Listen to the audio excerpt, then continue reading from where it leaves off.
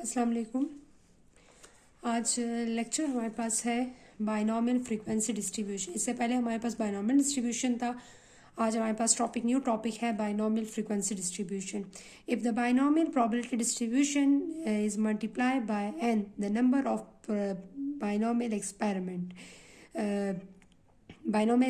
The resulting distribution is called binomial frequency distribution.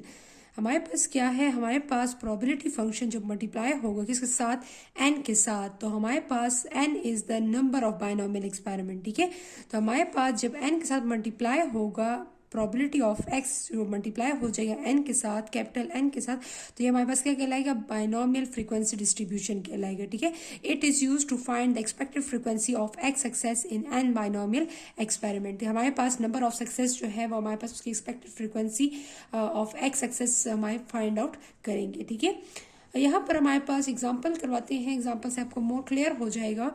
Example, suppose 5 fair dice are rolled 96 times. ठीक है, so find the expected frequency when the numbers are 4, 5 और 6 is regarded as success. ठीक है, हमारे पास क्या है, हमारे पास इस क्वेश्चन में हमने डाई को, you know that the die हमारे पास फेयर डाइस है, तो हमारे पास फेयर डाइस में कितने आउटकम्स होते हैं, हमारे पास 6 आउटकम्स होते हैं। ठीक है, 1 2 3 4 5 6 5 fair dice are roll 96 time. हमने कितने डाइस को रोल करना है, हमने 5 डाइसेस को 96 टाइम जो है वो हमने रोल करना है। क्लियर, हमने एक्सपेक्टेड फ्रीक्वेंसीज फाइंड करनी है व्हेन द नंबर्स आर 4, 5 और 6 इज रिकॉर्डेड एज सक्सेस। अगर हमें 4, 5, 6 पे हमारा सक्सेस हो, mean 4, 5, 6 is success and 0, 1, 2, 3 is the failure. ठीक है, तो 4, 5, 6 इज द सक्सेस, तो हमारे पास एक्सपेक्टेड फ्रीक्वेंसीज क्या होंगी अगर number of success when the number 4, 5, 6 is regarded as success. So in solution we have n equal to 96, n equal to 96 times हमने क्या किया है, 96 टाइम को हमने डाइस को 96 टाइम जो है वो हमने रोल किया है। हमने कितने डाइस लिए हैं, हमने 5 डाइस लिए हैं और 5 डाइस को हमने 96 टाइम जो है वो रोल किया है। x क्या है, the number of dice showing 4, 5 और 6। x क्या रिप्रेजेंट करता है, x वो रिप्रेजेंट करता है जिसमें हमारे पास क्या हो, सक्सेस हो। तो 4, 5, 6 जो है वो सक्सेस को रिप्रेजेंट कर रहा है और 1, 2 एंड 3 जो होगा वो क्या शो करेगा, फेलियर को शो करेगा। ठीक है, तो हमारे पास हमने 2 पॉसिबल आउटकम्स इसको डिवाइड, मतलब 2 हमारे पास success and failure 2 possible outcome होते हैं। तो 4, 5, 6 is the success and 1, 2, 3 is the failure. हमने 2 पार्ट्स में इसको डिवाइड कर लिया है। What is the range of X, हमारे पास रेंज ऑफ एक्स क्या होगा, binomial distribution. You know that the range of the binomial distribution is starting from 0 because n equal to 5, 5 coins are tossed, n is fixed, so the x value is 0, 1, 2, 3, 4 and 5. Clear, तो x की range क्या होगी, वो 0 से start होगी और n पे खत्म होगी। The range of my last value of n is 5। So number of dice showing 4, 5 and 6, तो 4, 5 एंड 6 पे सक्सेस आएगा, 1, 2, 3 पे फेलियर होगा एंड हमने 5 डाइस को कितने टाइम रोल किया है, 96 टाइम। क्लियर, अब हमारे पास प्रोबेबिलिटी क्या है, प्रोबेबिलिटी ऑफ रिजल्टिंग 4, 5 और 6 ऑन द सिंगल डाई। हमारे पास टोटल पॉसिबल आउटकम्स कितने होते हैं डाई में, टोटल पॉसिबल आउटकम हमारे पास 6 होते हैं। 6 में 3 आउटकम्स जो है वो हमारे पास क्या है, सक्सेस को शो करता है। तो 3/6, 3/6 इज 1/2, तो हमारे पास क्या होगा, P हमारे पास 1/2 है। ठीक है, तो Q क्या होगा, Q हमारे पास 1 - P, तो Q हमारे पास क्या होगा, वो भी हमारे पास 1/2 होगा। ठीक है, तो Q is equal to 1 - P, तो हमारे पास 1 - 1/2 is equal to 1/2. So the result of the Q is also 1/2. Means 1 and 2 and 3 is 3/6 is the probability of failure and 4, 5 and 6 3/6 is the probability of success. तो 3 outcome success को show करेंगे, 3 outcome failure को show करेंगे। Clear, अब हमारे पास success and failure की probability 1/2 आ गई है। अब हमने क्या करना है, P ऑफ x के साथ यहाँ पर प्रोबेबिलिटी ऑफ x हमारे पास क्या है, n c x p power x q power n - x। What is n, n is 5, 5 c x। What is p, p is 1/2 power x, q is 1/2 power n - x, n is 5. What is the range of x? 0, 1, 2, 3, 4 and 5. Now the expected frequency are computed as follow. ठीक है, हमारे पास the range of the x is 0, 1, 2, 3, 4 and 5। हमने क्या करना है, हमने यहाँ पर एक्सपेक्टेड फ्रिक्वेंसीज जो है वो हमने फाइंड आउट करनी है। ठीक है, हमारे पास एक्सपेक्टेड फ्रिक्वेंसीज हमारे पास क्या होंगी। अब हमने क्या करना है, हमने एक्सपेक्टेड फ्रिक्वेंसीज हमने कैलकुलेट करनी है। तो what is the probability of x, probability of x, यही प्रोबेबिलिटी ऑफ एक्स यहाँ पर फंक्शन प्रोबेबिलिटी मास फंक्शन जो है यहाँ पर पुट करेंगे और यहाँ पर एक्स की वैल्यू हम 0, 1, 2, 3, 4, 5 पुट करेंगे इसमें एक्स की वैल्यूज, और यहाँ पर जो हमने साइड पे लिख ली हैं तो एक्स की वैल्यूज जब पुट करेंगे तो हमारे पास प्रोबेबिलिटीज हमारे पास फाइंड आउट हो जाएंगी।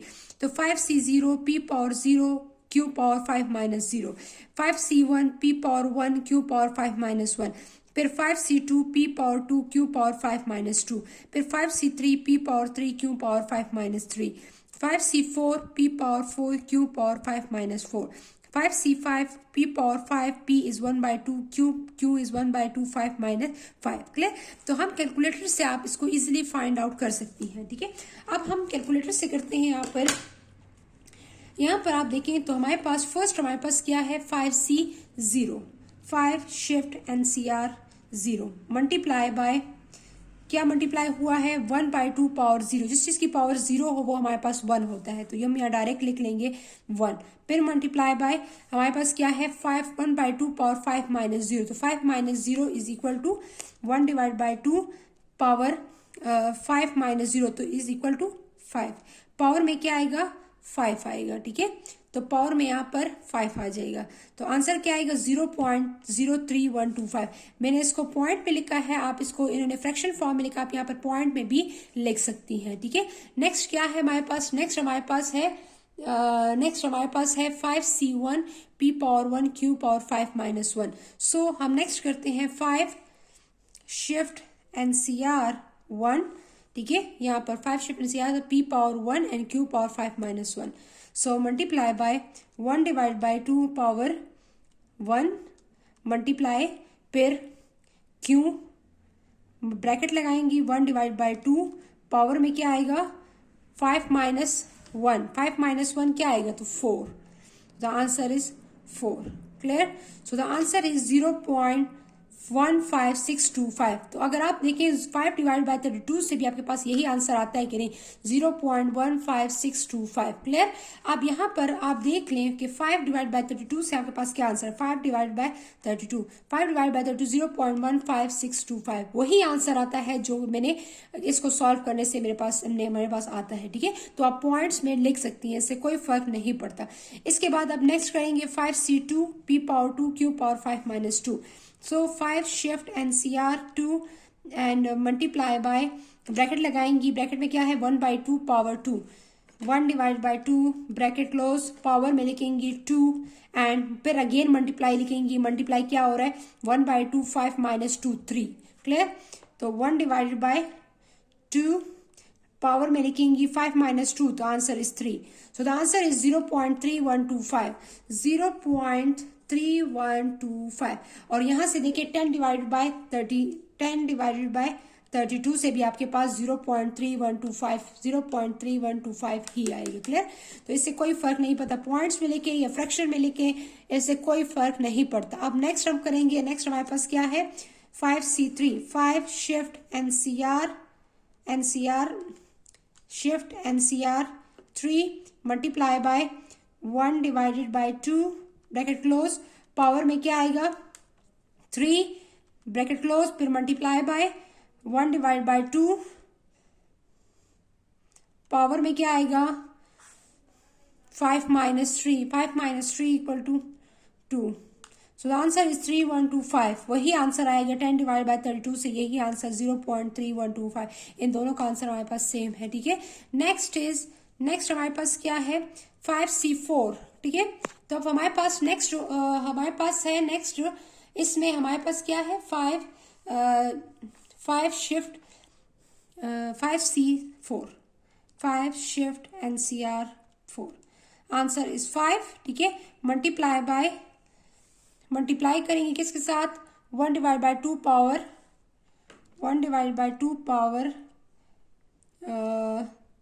4 multiply by 1 divide by 2 power 5 minus 4, तो आंसर ब्रैकेट इज 1।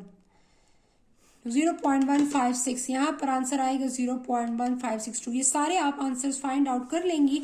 फिर इसके साथ क्या मल्टीप्लाई करेंगी आप, इसके साथ 96 को मल्टीप्लाई करेंगी। आप यहाँ पर देखिए 1 डिवाइड बाय 32, 1 डिवाइडेड बाय 32 से क्या आंसर आता है 0.0125 मल्टीप्लाई बाय हमारे पास हमने कितने टाइम इसको रिपीट किया था 96 मल्टीप्लाई बाय 96, तो द आंसर इज 3।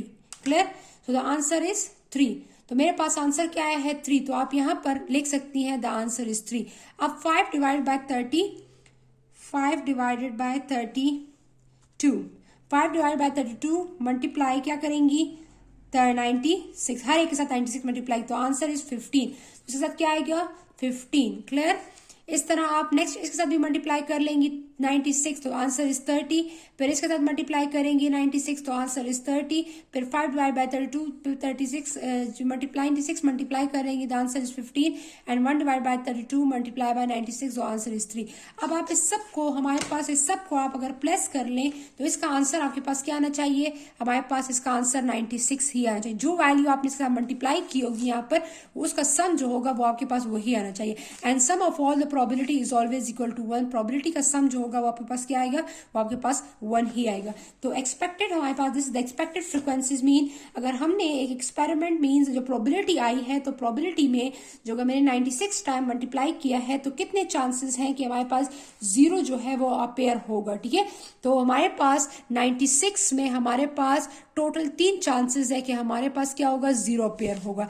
अब हमारे पास 96 में कितने टाइम 1 अपेयर होगा, तो वो 15 टाइम 1 अपेयर होगा अकॉर्डिंग टू दिस प्रोबेबिलिटी। हमने प्रोबेबिलिटी कैलकुलेट, इस प्रोबेबिलिटी को कैलकुलेट किया फिर 96 से मल्टीप्लाई किया तो हमारे पास 2 कितने टाइम अपेयर होगा, 230 टाइम अपेयर होगा।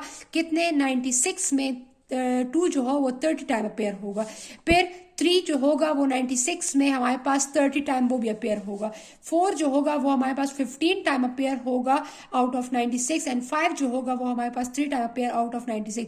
तो हमारे अपने 96 को क्या किया, 96 को हमने इसमें डिवाइड कर दिया। मीन्स हमारे पास हमने डिवीजन कर ली है क्या कि 96 में कितने चांसेस है कि 1 0 आएगा, 96 में कितने चांसेस है कि 1 आएगा, 96 में कितने चांसेस है कि 2 आएगा, 96 में कितने चांसेस है कि 3 आएगा, 96 में 4 के ये चांसेस है, एंड 96 में 5 के 3 चांसेस है। So the sum of all the probability is always equal to 1। And the sum जो 96 को होता मैंने इसको डिवाइड किया था उसका सम भी आपके पास 96 ही आएगा। ठीक है, तो इस क्वेश्चन में हमने ये फाइंड आउट किया है कि प्रोबेबिलिटीज के साथ हमने एक्सपेक्टेड इसकी फ्रीक्वेंसीज भी हमने फाइंड आउट की है इस क्वेश्चन में। इसलिए इसको बोलते हैं binomial frequency distribution. Mean frequency distribution मतलब बाइनोमियल डिस्ट्रीब्यूशन मीन्स ये डेंसिटी फंक्शन जो यूज हुआ है दिस इज द बाइनोमियल। ठीक है, तो बाइनोमियल का हमने फ्रीक्वेंसी डिस्ट्रीब्यूशन यहाँ क्वेश्चन में किया है। ठीक है, this is the expected frequencies को बोलते हैं। ठीक है,